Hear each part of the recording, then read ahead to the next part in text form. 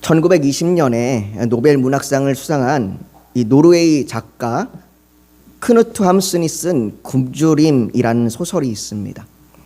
이 소설은 자신의 그 젊은 시절을 바탕으로 쓴 소설로 몇 날 며칠을 아무것도 먹지 못해서 아사 직전에 놓인 사람의 이야기입니다. 그는 소설을 통해서 굶주림이 인간의 영혼을 갉아먹는 잔인한 경험이라고 말하면서 소설에 이렇게 기록하고 있습니다. 배고픔은 인간의 자존심이나 품격 따위는 모른다는 듯이 계속된다. 허기에 지친 나는 반복해서 침을 삼키고 대패밥을 씹어보지만 소용없는 일이었다. 그러다 결국 정신착란과 같은 광기에 사로잡혀 환상을 보고 헛소리를 하기도 한다.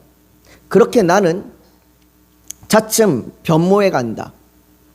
그것은 바싹 마르고 누추해지는 외모뿐만 아니라 사나워지는 행동과 거칠어지는 내면의 감정에서 더 심해진다. 시간이 지나면서 나는 먹을 것을 조금 얻기 위해 사람들을 속여 넘기고 부끄럼 없이 거짓말을 하며 아무렇지도 않게 다른 사람의 돈을 슬쩍 훔친다. 최대한 불쌍한 표정을 지어 보이고는 상대에게 동정심을 끌어내는 방법까지 터득한다. 나는 이런 자신의 타락은 끝이 없을 것이라고 생각한다. 배고픔으로 인해 이제 나는 통증도 잘 느낄 수 없고 어떤 불편함도 느끼지 않는다. 아무것도 판단할 수 없고 느낄 수 없는 나는 이제 나무 껍질과 다를 바 없는 통각이 상실된 존재가 되어간다. 이렇게 굶주림이 자신의 정신을 압도해가는 과정을 써 내려갔습니다. 그러면서 어느덧 자신이 이 굶주림에 길들여져서 점차 자신의 인간성이 사라진다고 말합니다. 이처럼 인간에게 굶주림은 단순히 식욕을 채우고 육체의 에너지를 공급하는 것 이상의 인간성과 마주하게 합니다. 그래서일까요? 예수님을 시험한 마귀의 첫 번째 공격도 내가 만일 하나님의 아들이거든 명하여 이 돌들로 떡덩이가 되게 하라 라는 말로 사람이 되심으로 굶주림을 통해 겪으신 그 약함을 포기하라고, 네가 굳이 사람이 될 필요가 없다고, 네가 왜 하나님이신 그분이 왜 사람이 되어야 하느냐고, 그럴 필요 없다라고 그렇게 유혹합니다. 사람이 굶주림을 견디기는 쉽지 않습니다. 여러분들은 최대 며칠까지 굶어 보셨나요? 사람이 굶주림을 오래 이겨나갈 수 있는 그 능력을 가진 사람은 아무도 없습니다. 사울왕을 피해서 도망을 쳤던 다윗도 마찬가지였습니다. 다윗이 사울을 피해서 도망한 지 한 3일 정도 되었을 것 같습니다. 그가 베냐민 지역의 제사장 성읍이었던 노비라고 하는 땅에 이르렀는데요. 다윗은 그 도망치면서 제대로 음식을 먹지 못했는지 매우 굶주렸습니다. 그래서 제사장 아히멜렉을 찾아가 먹을 것이 있다면 무엇이든지 좋으니, 그 어떤 것이든지 내가 먹을 수만 있다면 좋으니 좀 달라고 요청합니다. 그때 제사장 아히멜렉이 다윗에게 먹을 것을 주는데요. 성경은 제사장이 그 거룩한 떡을 주었으니 거기는 진설병 곧 여호와 앞에서 물려낸 떡밖에 없었음이니라 라고 진설병을 주었다라고 말합니다. 이 진설병이라는 떡은 누구나 먹을 수 있는 평범한 떡이 아닙니다. 이건 제사장만이 먹을 수 있도록 허락된 떡입니다. 그렇지만 다윗은 아히멜렉으로부터 그 떡을 받았고 그 떡을 먹음으로 굶주림을 해결하고 하나님의 자비로 회복의 은혜를 얻었습니다. 사랑하는 성도 여러분, 어쩌면 오늘날 우리는요, 크누트 함슨이라고 하는 작가가 굶주림이라고 하는 소설에 썼듯이 굶주림에 길들여져 있는지 모릅니다. 단순히 육체적인 굶주림, 내가 배고픔이라고 하는 단순히 육체적인 굶주림이 아닌 풍요 속의 빈곤이라는 말과 같이 비교와 열등감, 내면의 상실감, 관계의 허무함이 주는 굶주림에 길들여져 있는지 모릅니다. 제가 며칠 전에 TV 방송을 보니까 노년의 그 경제적인 어려움에 관한 다큐멘터리가 나오더라고요. 노년이 되었어도 내가 열심히 젊은 날 일했는데 여전히 노년에도 경제적인 어려움, 파산의 위험 가운데 내몰리면서 이제는 그것을 내가 어떻게 이기고자 하는 것이 아니라 이제는 그것에 너무 길들여져서 익숙해져서 그냥 이대로 죽을 날만을 기다리며 살아가는 그 모습들을, 그 상실감과 그 박탈감과 그 절망감을 다큐멘터리에서 보여주었습니다. 아마 여기 계신 우리 어르신분들도 노년의 생활이 나는 뭐 남들 난 이 노년 걱정 없이 살아간다라고 그렇게 여기시는 분들이 아마 거의 없으실 겁니다. 여전히 노년이 되어도 걱정과 어려움을 가지고 또 때로는 상실감과 박탈감을 가지고 살아가시는 분들도 계실 겁니다. 우리는 이렇게 그 굶주림 가운데 살아가고 있습니다. 그러나 오늘 우리에게 마르지 않고 시들지 않으며 영원히 공급되는 진짜 떡, 하나님의 식탁에 놓인 영원한 떡이 공급되는 그 은혜가 임할 줄 믿습니다. 그래서 우리의 굶주림이 해결되고 하나님의 자비로 회복되는 시간이 되시기를 축복합니다. 다윗이 굶주렸을 때 먹은 진설병은 우리가 오늘 읽은 본문에도 등장합니다. 오늘 우리가 읽은 본문 30절은 상 위에 진설병을 두어 항상 내 앞에 있게 할지니라 라고 말합니다. 즉 진설병은 우리가 계속해서 살펴보고 있는 성소에 상을 만들고 그 위에 올려놓도록 한 것입니다. 그러니까 진설병은 하나님의 성소 안에 있었던 것이고 하나님께 드린 것입니다. 오늘 본문은 성소 안에 그 진설병을 올려놓는 상 혹은 식탁에 대하여 말하고 있습니다. 이런 모습인데요, 이 상은 언약궤와 마찬가지로 아카시아 나무로 만들고 순금으로 안과 밖을 덮었습니다. 언약궤와 같은 높이지만 길이는 좀 더 짧았고 너비도 좀 더 좁았습니다. 그리고 이것도 언약궤와 마찬가지로 고리를 만들고 긴 막대를 끼워서 사람들이 이 막대를 통하여 이 막대를 들고 이동하도록 만들었습니다. 그 상 위에는 순금으로 만든 대접과 숟가락, 그리고 마실 것을 담을 병과 그 마실 것을 따라 마실 수 있는 잔을 두었습니다. 그리고 그렇게 만든 이 하나님의 식탁을 성소 입구로 들어가서 이 오른편에 이곳에 두었습니다. 그런데 왜 하나님께서는 이 성소에, 이 성막에 하나님의 식탁을 두도록 하신 걸까요? 시편 50편 12절과 13절에 보면 내가 가령 주려도 내게 이르지 아니할 것은 세계와 거기에 충만한 것이 다 내 것이미로다. 내가 수소의 거기를 먹으며 염소의 피를 마시겠느냐라고 하나님은요, 줄이실 일도 없고 또 줄여도 인간으로부터 음식을 공급받지 않으시는 분이십니다. 이 말씀처럼 하나님께서는 배고픔을 느끼지도 않으시며 배고픔으로 인하여 뭔가를 드셔야 하는 분도 아니신데 왜 하나님께서는 하나님의 성막에 식탁을 두시고 떡을 올려놓으라고 말씀하신 걸까요? 그렇다고 마치 이것이 제사상처럼, 우리가 제사가 되면 옛날에는 그 제사를 위해서 제사상을 거하게 차렸잖아요. 그 제사상처럼 어떤 영혼에게 정성껏 음식을 대접하기 위하여, 그렇게 내가 하나님 앞에 그 하나님이란 영혼 가운데 그 신에게 내가 음식을 대접하기 위한 그 정성과 공감을 쌓기 위하여 상을 두라고 하신 것도 아닙니다.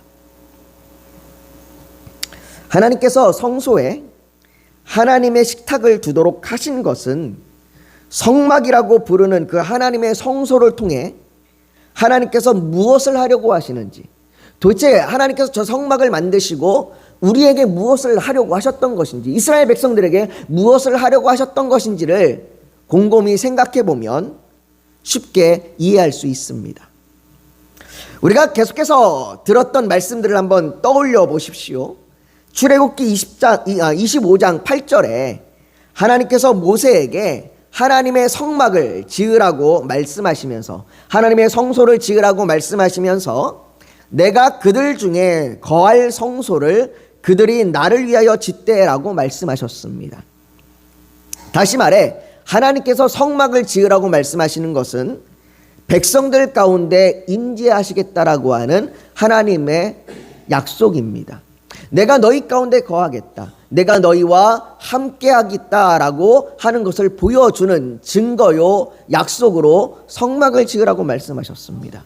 그리고는 출애굽기 25장 22절에는 하나님께서 언약궤를 만들라고 하시면서 거기서 내가 너와 만나고 속죄소 위 곧 증거궤 위에 있는 두 그룹 사이에서 내가 이스라엘 자손을 위하여 내게 명령할 모든 일을 내게 이르리라 라고 말씀하셨습니다. 하나님께서 성막에 거하시겠다고 말씀하시고 하나님의 보좌인 언약궤에서 내가 너와 만나겠다, 내가 너에게 말하겠다라고 말씀하셨습니다. 여러분, 우리가 너무 보고 싶은 사람, 사랑하는 사람, 친한 사람을 만나면 그 다음에 우린 뭘 합니까? 여러분들이 누군가를 만나면 뭐예요? 만나면 밥 먹으러 가죠. 우리 사람들은 만나면 제일 먼저 하는 게 밥 먹으러 가는 겁니다. 함께 밥을 먹는다는 건 단순히 음식을 먹는 그 행위만을 말하는 것이 아닙니다. 우리가 함께 밥을 먹는다는 건 교제를 하는 거죠. 그래서 만나면 우리 같이 밥을 먹으면서 서로 그 시간을 보냅니다. 특히 우리나라 사람들은 이게 매우 강합니다. 우리나라 사람들에게는 이 밥 먹는 게 매우 중요해요. 그래서 안부를 물을 때도 뭐라고 물어요? 밥 드셨습니까?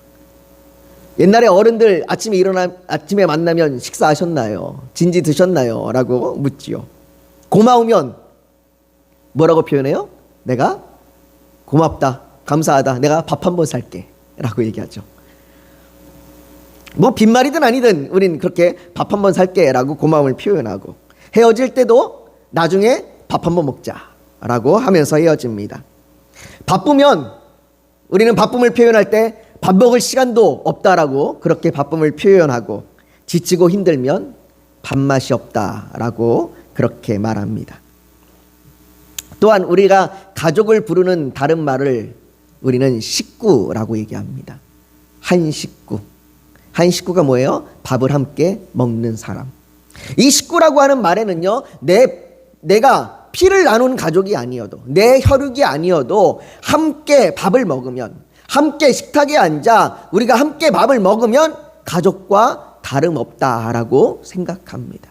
그래서 옛날에 우리나라 사람들은 굳이 가족이 아니어도 누구나 함께 밥을 먹고 한 식구가 되고 함께 누리는 공동체로 생활했었습니다.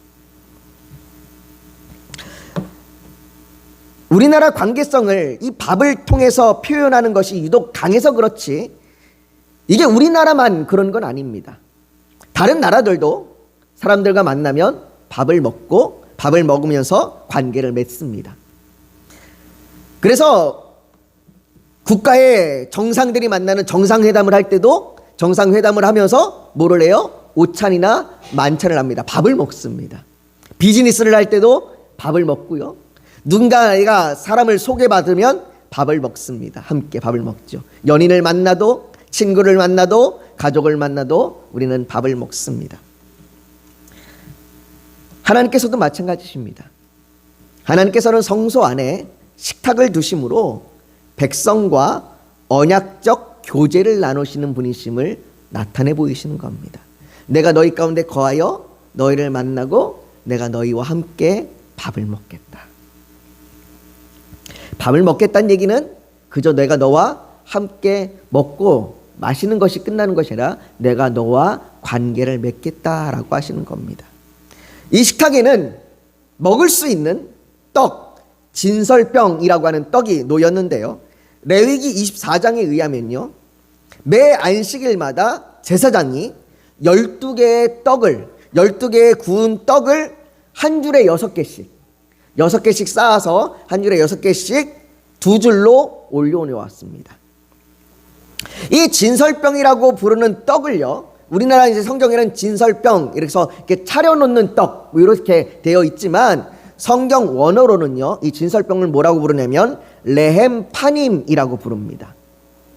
이 레헴 파님이라고 하는 부르는 말을 다른 말로 얘기하면 임재상, 얼굴 앞에 상이라고 얘기합니다.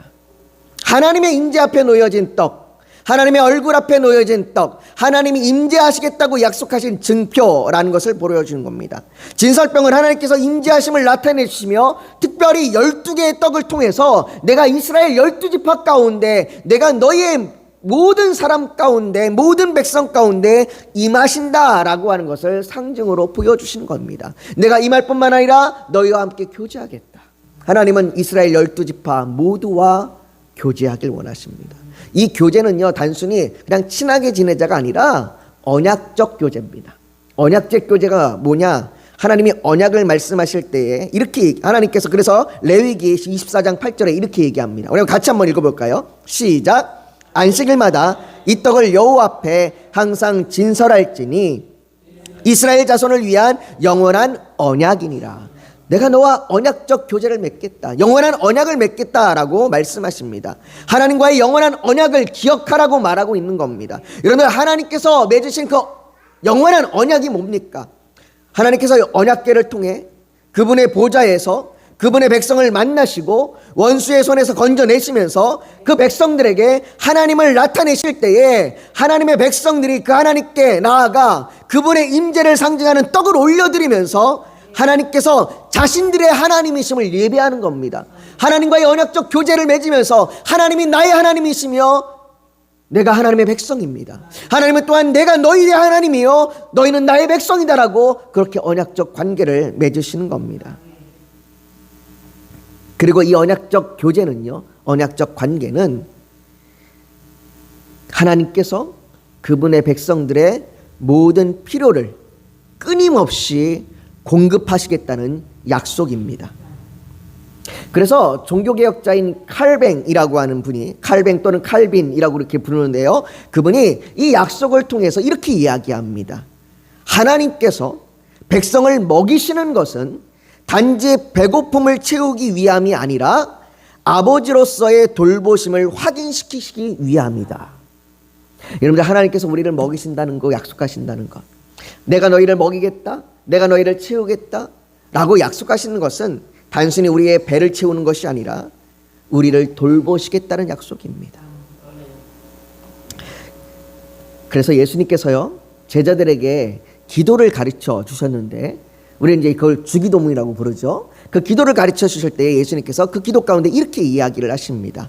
오늘 우리에게 일용할 양식을 주시옵고.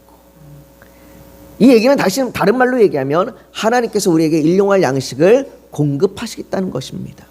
하나님께서 우리에게 일용할 양식을 공급하실 것이니 너희는 그 양식을 달라고 요청해라, 구하라, 그렇게 기도해라 라고 예수님 우리에게 말씀해 주셨습니다. 하나님께서 우리가 매일의 양식을 구할 때마다 하나님께서는 우리에게 그 양식을 주시며 그렇게 우리를 돌보시는 분이시라는 그 약속의 말씀을 기억하며 기도하는 겁니다. 우리는 그 말씀을 근거로 그렇게 기도하며 우리를 돌보시는 하나님께 의존하여 나 자신을 맡기는 겁니다. 여러분, 그것이 기도고 예배입니다. 우리가 기도한다는 것, 우리가 예배한다는 것이 무엇이냐? 우리가 하나님께 의존한다는 겁니다. 하나님, 내가 주님께 의지합니다. 내가 주님만 붙듭니다. 오늘 우리가 예배 전에 찬양했던 것처럼 주님만이 내 힘이시고, 주님만이 내 위로시고, 주님만이 내 능력이시고, 주님만이 내 구원이시니 어느 누구도 그 사랑에서 나를 끊을 수 없습니다라고 그렇게 주님 앞에 주님을 의지하는 것, 그것이 우리의 기도이며 우리의 예배입니다. 여러분들, 우리의 예배가 뭐 거창해야 되고 화려해야 되고 이런 거 다 중요하지 않습니다. 그것이 본질이 아닙니다. 우리의 예배의 본질은 하나님을 의지하는 겁니다. 사랑하는 성도 여러분, 우리가 하나님의 임재를 경험하기 위해서는요, 하나님이 우리와 함께 거하시고 우리와 만나신다는 것을 경험하기 위해서는 우리의 굶주림을 인정하는 것에서부터 출발해야 합니다. 우리는 굶주림의 상태에 길들여진 상태입니다. 우린 그것은 너무 길들여져 있어요. 너무나 길들여져서 그냥 내가 굶주린 상태로 그냥 살아갑니다. 그래서 하나님의 돌보심 없이 그냥 그렇게 상실된 상태로 살아가는 겁니다. 어쩔 수 없어. 그냥 이렇게 살아가는 거지. 그냥 이렇게 살다가 죽으면 끝나는 거지. 그냥 그렇게 상실된 상태로, 굶주린 상태로 그냥 길들여져서 살아가는 존재입니다. 그러나 성경은 이런 우리를 향하여, 이런 인간의 존재를 향하여 계속해서 우리에게 떡이 필요하고 떡을 먹어야 한다고 말합니다. 예수님께서는 요한복음 6장 51절에 이렇게 말씀하셨습니다. 같이 읽어볼까요? 시작. 나는 하늘에서 내려온 살아있는 떡이니 사람이 이 떡을 먹으면 영생하리라. 내가 줄 떡은 곧 세상의 생명을 위한 내 살이니라 하시니라. 예수님은 자신이 생명의 떡이라고 말씀하시면서 먹으라라고 말씀하셨습니다. 내가 너와 더불어 먹고 너는 나와 더불어 먹으라라고 말씀하셨습니다. 예수님은 우리에게 떡을 주신다고 말씀하지 않으십니다. 예수님은 자신이 살아있는 떡이라고 말씀하십니다. 예수님의 손에 떡이 들려있는 것이 아니라 예수님 자신이 살아있는 떡이십니다. 그분이 생명의 떡이십니다. 예수께서 이르시되 나는 생명의 떡이니 내게 오는 자는 결코 줄이지 아니할 터이요 나를 믿는 자는 영원히 목마르지 아니하리라. 사랑하는 성도 여러분, 하나님께서는 우리 가운데 거하시며 우리를 만나시고 우리와 함께 떡을 먹으며 교제하십니다. 우리의 육체의 필요와 영적인 필요를 채우십니다. 하나님께서 예수 그리스도를 통해 우리에게 이 일을 행하셨습니다. 예수님께서 하나님의 식탁에 놓인 영원한 떡이 되셨습니다. 그렇기에 우리가 성찬의 떡과 잔을 나눌 때 단지 우리의 죄사함만을 기억하는 것이 아니라 임마누엘로 우리 가운데 오신 그리고 우리와 함께 하시는 하나님의 임재를 기억하는 것입니다. 그렇게 우리가 성찬의 떡과 잔을 나누는 것은 우리의 굶주림을 인정하고 우리의 굶주림을 채우시는 하나님께 전적으로 의존하여 우리를 맡겨드리는 엎드림입니다. 사랑하는 성도 여러분, 우리가 생명의 떡을 먹는다는 것은 비록 성찬에 참여하는 시간이 아닐지라도 우리의 일상의 삶의 순간순간 그분의 말씀을 먹고 그분의 진리를 받아들이며 삶을 변화시키는 것을 의미합니다. 그러나 우리는 굶주린 삶에 길들여져 생명의 떡을 먹지 않아도 무감각하게 살아갑니다. 그렇게 하나님의 은혜를 사모하던 처음 열정을 잃어버리고 영적인 무감각 속에 살아갑니다. 예수님께서는 이런 우리의 모습을 보시며 이런 영적인 무감각, 굶주린 상태에 그냥 길들여진 상태를 보시면서 에베소 교회에 보내는 편지를 통해 그러나 너를 책망할 것이 있나니 너의 처음 사랑을 버렸느니라. 그러므로 어디서 떨어졌는지 생각하고 회개하여 처음 행위를 가지라 라고 말합니다. 우리가 처음 주님을 만났을 때 그 영적인 굶주림, 우리의 육체의 굶주림, 우리의 상태의 굶주림, 그 굶주림을 다시 한번 기억하여 주님의 사랑을, 그 주님의 사랑했던 그 처음 행위를 가지라라고 말합니다. 사랑하는 성도 여러분, 제사장들은 안식일마다 진설병을 올리며 하나님의 언약을 다시 기억했습니다. 우리도 매주일 예배를 드릴 때 하나님의 임재와 그분의 돌보심을 다시 기억해야 합니다. 매일 우리의 양식을 구하며 하나님께서 우리를 돌보시며 우리에게 생명의 떡을 주시는 분이심을 기억해야 합니다. 우리가 하루에 3번씩 식사를 할 때마다 기도를 드릴 때마다 하나님이 나를 돌보시고 계심을, 하나님이 나와 함께 하심을, 나와 영적인 교제를 누리심을 기억해야 합니다. 사랑하는 성도 여러분, 사람은 굶주림에 약한 존재입니다. 굶주림은 인간성을 상실하도록 정신을 흔들어 놓으면서도 차츰 그것에 길들어가도록 합니다. 단지 먹지 못하는 굶주림뿐 아니라 인정받고 싶은 굶주림, 사랑받고 싶은 굶주림, 관계의 굶주림, 의미와 목적에 대한 굶주림 속에서 살아갑니다. 그리고 그 굶주림이 길어질수록 우리는 점점 그것에 익숙해져 하나님 없이도 살아갈 수 있다고 착각합니다. 그러나 하나님께서는 광야 같은 세상을 살아가는 우리를 굶주린 채 내버려 두지 않으셨습니다. 하나님께서는 성막 안에 식탁을 마련하시고 진설병을 두심으로 당신의 백성과 함께 하시고 그들을 먹이시는 하나님이심을 보여주셨습니다. 그리고 마침내 예수 그리스도를 통하여 그 약속을 완성하셨습니다. 생명의 떡으로 오신 그분을 통하여 그 영원한 약속, 그 언약을 이루셨습니다. 예수님께서는 단지 떡을 주시는 분이 아니라 우리를 위하여 친히 떡이 되셨습니다. 우리의 죄를 대신 지시고 십자가에서 찢기신 몸으로 생명의 양식이 되셨습니다. 그래서 우리는 더 이상 세상이 주는 헛된 양식으로 만족을 찾지 않습니다. 오직 생명의 떡이신 예수 그리스도 안에서 참된 만족과 영원한 생명을 얻습니다. 그러므로 사랑하는 성도 여러분, 굶주림에 길들여진 삶을 멈추십시오. 하나님의 식탁으로 나아오십시오. 말씀의 식탁으로 나아오십시오. 기도의 식탁으로 나아오십시오. 예배의 식탁으로 나아오십시오. 나와 하나님을 의존하십시오.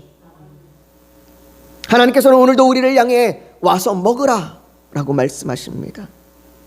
우리의 상한 영혼과 지친 마음을 생명의 떡으로 채우시며 부족한 가운데서도 일용할 양식을 공급하시고 연약의 백성으로 끝까지 돌보시는 하나님을 신뢰하기를 바랍니다. 그리하여 날마다 생명의 떡이신 예수 그리스도를 먹고 마심으로 영적으로 풍성해지고 하나님의 임재 가운데 살아가는 저와 여러분들이 되시기를 예수님의 이름으로 축복합니다. 이 시간 우리 오늘 말씀을 기억하며 같이 좀 기도했으면 좋겠습니다. 여러분들은 지금 무엇에 굶주려져 있습니까? 무엇의 상실감을, 무엇의 절망감을, 무엇의 아픔을 느끼며 그것에 길들여져 있습니까? 그냥 어찌할 수 없이 그냥 이 세월을 보내며 이 시간을 보내며 그냥 이렇게 살다가 가면 그만이지, 그런 마음으로 혹시 길들여져 있는 것은 아닙니까? 하나님은 우리에게 임하시겠다고 말씀하셨고 우리의 모든 필요를 채우시겠다고 말씀하셨습니다. 그리고 그 약속으로 영원한 생명의 떡이신 예수 그리스도를 우리에게 보내주셨습니다. 우리가 예수 그리스도를 믿는다면 그 하나님의 채우심 가운데, 그 하나님의 먹이심 가운데 나아가십시오. 그 주님을 의존하십시오. 그 주님을 의지하십시오. 그래서 이 시간 주님 앞에 기도로, 예배로, 말씀으로 주님 앞에 나를 먹여주시옵소서, 주님 내게 채워주시옵소서 구하십시오. 그렇게 매일매일 일주일 모든 삶의 순간순간마다 하나님의 먹이심으로 살아가겠다고 이 시간 결단하며 하나님 앞에 기도하며 나아가기를 소망합니다. 우리 시간 같이 주님 앞에 기도하며 나아가겠습니다. 여러분 잠시 고개 숙여 더 묵상하기를 원합니다. 오늘 하나님 앞에 나의 굶주림을 채워주시옵소서. 내가 굶주린 채로 주님 앞에 나아갑니다. 주여 내게 영원한 생명의 떡이신 예수 그리스도를 먹여주시옵소서. 나의 굶주림으로 잃어버렸던 그 모든 것 채워주시옵소서. 이렇게 소망하며 주님 앞에 나아가는 그 기도 가운데 엎드렸다면 이 시간 주님 앞에 가슴에 손을 얹어 표현하길 원합니다. 또 이 시간 예배 가운데 주님 나의 기도를 들어주시옵소서 간절히 구하는 그 기도가 있다면 가슴에 손을 포개 얹어 표현하길 원합니다. 육신이 연약하면 연약한 곳에 손을 얹으십시오. 성령님께서 우리 사이를 운행하시며 이 시간 우리를 만지시고 치료하여 주실 줄 믿습니다. 거룩하신 아버지 하나님,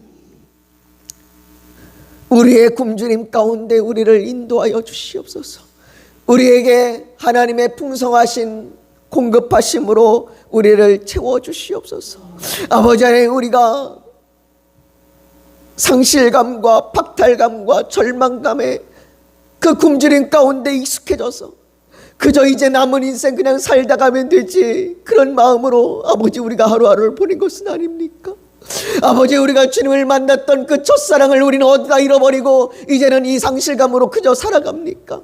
아버지 하나님, 주여, 주님은 우리를 채우시는 분이십니다. 우리를 먹이시는 분이십니다. 주여, 우리 가운데 와서 먹으라 말씀하신 그 주님의 말씀에 따라 주님 앞에 엎드려 싸우니 주여 우리를 먹여주시옵소서. 주님이 채우시는 그 놀라운 은혜로 우리가 공급되고 그 해가람과 그 배고픔을, 그 굶주림을 채우고 회복되길 원합니다. 아버지 하나님, 여기 모여있는 한 사람 한 사람 회복시켜 주시옵소서. 그 하나님의 놀라운 은혜로 채워주시옵소서. 그 생명의 떡이신 예수 그리스도로 말미암아 주님만이 나의 생명이며 주님만이 나의 위로이심을 고백하며 나아가게 하여 주시옵소서. 아버지 하나님, 우리의 간절한 기도의 제목이 있습니다. 주여 응답하여 주시옵소서. 하나님의 뜻이 우리의 가정과 우리의 직장과 우리의 삶의 모든 영역 가운데 속히 이루어지게 하여 주시옵소서.